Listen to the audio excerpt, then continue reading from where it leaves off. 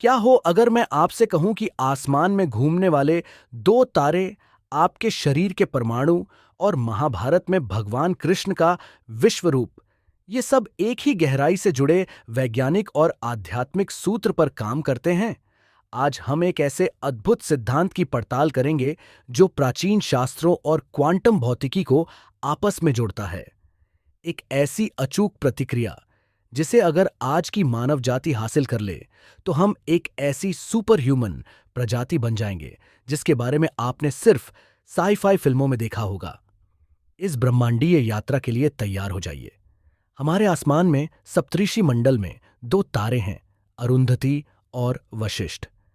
आधुनिक खगोल विज्ञान इन्हें एल्कोर और मिजार कहता है। इनकी सबसे बड़ी खासियत यह है कि आम ग्रहों की तरह ये किसी एक विशाल केंद्र का चक्कर नहीं लगाते, बल्कि दोनों का द्रव्यमान लगभग बराबर है और ये अंतरिक्ष में एक साझा केंद्र के आसपास घूमते हैं। ये एक पूर्ण तालमेल है, एक घर्षण रहित नृत्य जहां दोनों समान भागीदार हैं। लेकिन क्या हो अगर ब्रह्मांड की इस सबसे बड़ी घटना को हम एक सबसे छोटे सूक्ष्म स्तर यानी एक परमाणु पर लागू करें? शास्त्रों के अनुसार भगवान कृष्ण का शरीर आम इंसानों जैसा भौतिक नहीं था। उनके शरीर में हमारी तरह पाचन वेस्ट उत्पन्न नहीं होता था। वैज्ञानिक भाषा में सोचे तो उनके शरीर के परमाणु और कण उसी अरुंधति वशिष्ठ की अचूक समरूपता में घूमते थे। आम इंसानों का शरीर थर्मोडायनामिक्स के नियमों पर चलता है, जहां भोजन ऊर्जा में बदलता है और बचा हुआ हिस्सा वेस्ट बन जाता है। लेकिन अगर परमाणु पूर्ण सामंजस्य में घूमे तो शरीर 100% ऊर्जा कुशल हो जाता है। हर एक कण ऊर्जा को एक अनंत चक्र में घुमाता है, जिससे शरीर शुद्ध ऊर्जा चक्र पर चलता है और कोई अपशिष्ट पैदा नहीं करता। अब कल्पना कीजिए, अगर आज के इंसानों की कोशिकाओं और परमाणुओं में यही अरुंधति वशिष्ठ प्रतिक्रिया शुरू हो जाए तो क्या होगा?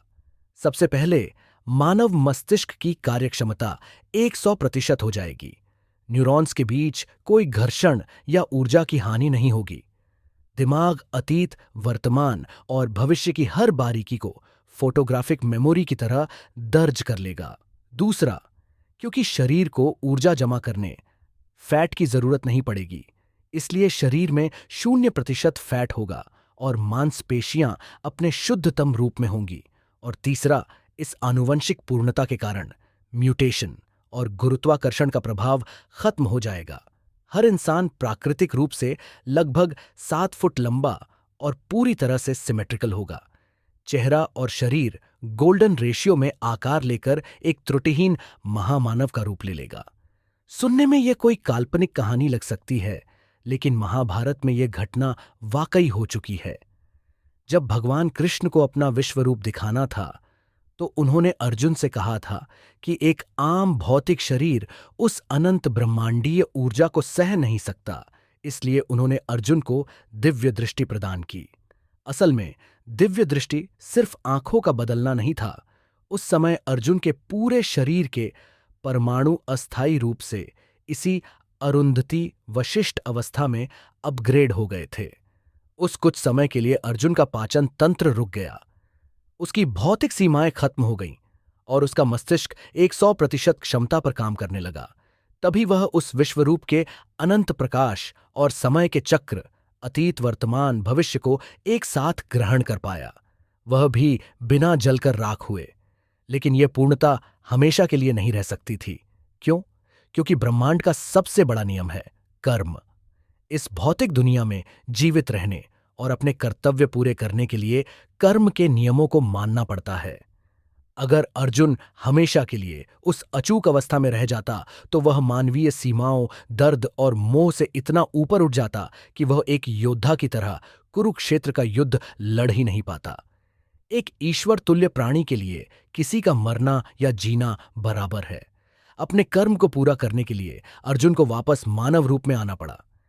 जैसे ही विश्वरूप दर्शन खत्म हुए, उसका जीव विज्ञान अरुंधति वशिष्ठ अवस्था से वापस नश्वर रूप में आ गया।